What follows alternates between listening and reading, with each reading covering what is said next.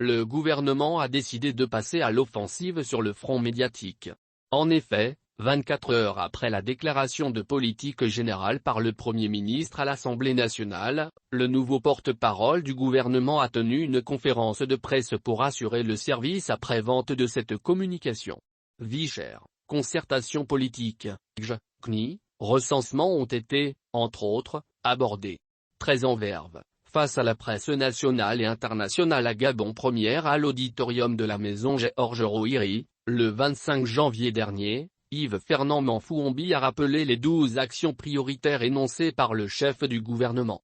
Notamment, la lutte contre la vie chère, les infrastructures routières, la santé, l'emploi, l'éducation et la formation, les questions électorales et la sécurité des personnes et des biens, les affaires sociales et la réforme de la gouvernance de la CNSS et de la CNAMG, la décentralisation et la diplomatie avec le renforcement du rayonnement du Gabon sur la scène internationale. Abordant particulièrement la première de ses priorités, la lutte contre la vie chère, le porte-parole du gouvernement a expliqué, lors des assises nationales contre la vie chère, tout l'écosystème sera appelé à y participer, car le gouvernement a besoin d'entendre tous les points de vue, ceux des opérateurs économiques, des associations de commerçants, des associations des consommateurs, entre autres, afin de parvenir à des conclusions qui puissent permettre l'amélioration du panier de la ménagère. Et de souligner que la lutte contre la vie chère, le respect de la mercuriale, seront les combats de tous les instants.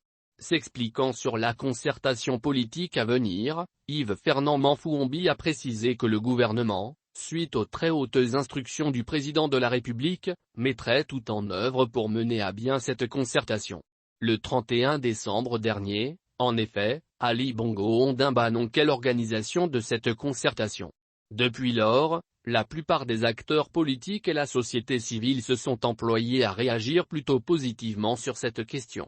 Entre autres sujets abordés mercredi dernier, les questions liées au Centre gabonais des élections, à la carte nationale d'identité, CNI, et au recensement.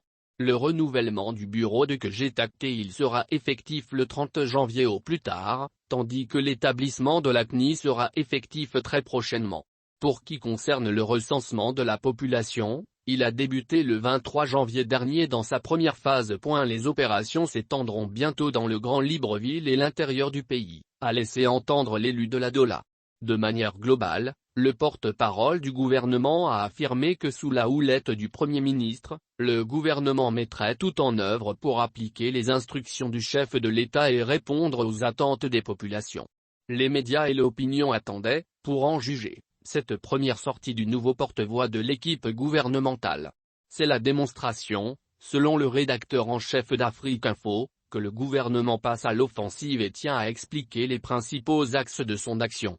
Quant à Yves-Fernand Manfouombi, cet ancien patron de presse, écrite et audiovisuelle, a montré à la fois sa parfaite connaissance des différents thèmes abordés avec la presse, l'économie, le social et la politique et sa bonne connaissance des codes médiatiques, ainsi que sa volonté de ne rien laisser au hasard, estime Arnaud Chambaud, journaliste à la Nouvelle République.